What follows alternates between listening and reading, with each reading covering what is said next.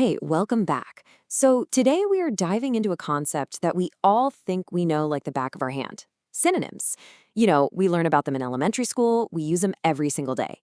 But what if I told you that the simple idea of two words meaning the exact same thing, well, it might just be a total myth?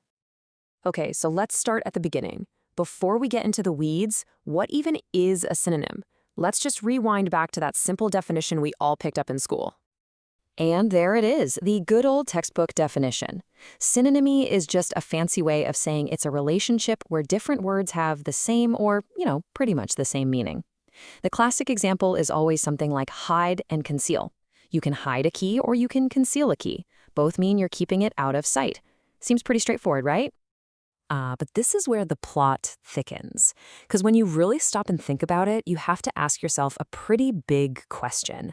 Are any two words ever really, truly, 100% identical in how we use them and what they mean?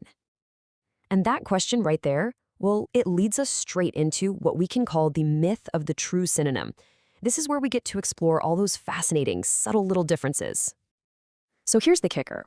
In the real world, what linguists call true synonyms, that is, words that are perfectly interchangeable in every single context you can imagine, are unbelievably rare. In fact, some will argue they don't even exist at all. To really see what I'm talking about, let's take a super common example. Think about these four words: movie, film, flick, and motion picture. Now, they all point to the exact same thing, right? A story shown with moving pictures, probably on a big screen. But would you actually use them all in the same way? Probably not. That's because each one has a totally different feel to it, a different connotation. You'd go see a big summer blockbuster movie.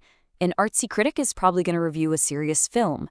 Maybe your grandpa talks about going to a flick back in the day. And of course, the Academy Awards hands out the Oscar for Best Motion Picture. Same thing, completely different vibe. And it goes even deeper than just a vibe or a feeling. Sometimes the grammar and the words around our synonym just won't let us make the swap. It really is all about the company that words keep.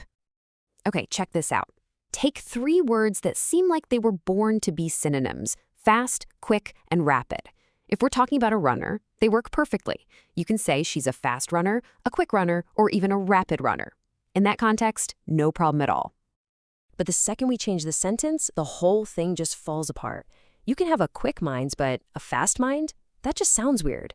You live life in the fast lane, never the quick lane. And you might make rapid strides in learning a new skill, but you wouldn't say you made quick strides. The words just don't fit, even though they supposedly mean the same thing. So, if true synonyms are basically a myth, and words that seem identical often aren't interchangeable, what is actually going on here? Well, the answer is a much more realistic idea called partial synonymy. So what is partial synonymy? It's basically this. Most words have more than one meaning, right? Partial synonymy is when two words share just one of those meanings. You can almost picture it like a Venn diagram, where the two circles only overlap in one tiny little sliver.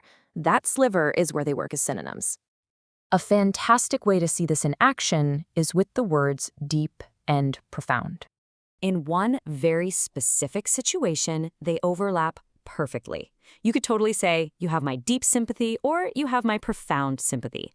In this case, they both mean something like heartfelt or very intense. They're interchangeable. That's their shared meaning. That's the overlap. But if we switch up the context just a little bit, that overlap completely disappears. You can say, the river is very deep, talking about physical distance, but you would never say, the river is very profound. It just sounds completely wrong. Why? Because that physical meaning belongs only to the word deep. They're only partial synonyms. This all brings us to the big why of it all. Why does language even work this way? Why does it seem like it's actively trying to avoid having perfectly identical words? Well, it all comes down to a fundamental drive for efficiency. The linguist Edward Finnegan just nailed it with this quote. He basically said that if you have two words that point to the exact same thing, we, the speakers, will almost always start to tweak the meaning of one of them to create some kind of subtle new difference. So what that really means is this. Language is incredibly efficient. It hates being redundant. It doesn't want two tools in the toolbox that do the exact same job. So instead, it's constantly repurposing words, specializing them to create new, subtle shades of meaning. And here's the coolest part. This isn't a mistake or a bug in how language works. It's a feature. All these tiny little differences, these shades of meaning and feeling and context, that's what gives our language its incredible richness and power. It's what allows us to be so incredibly precise when we want to be. So, I'll leave you with a final thought to chew on. Think about the words that you use every single day. What are some of those so-called synonyms you use that, now that you really think about it, aren't a perfect match at all? I bet if you start looking, you'll find them everywhere.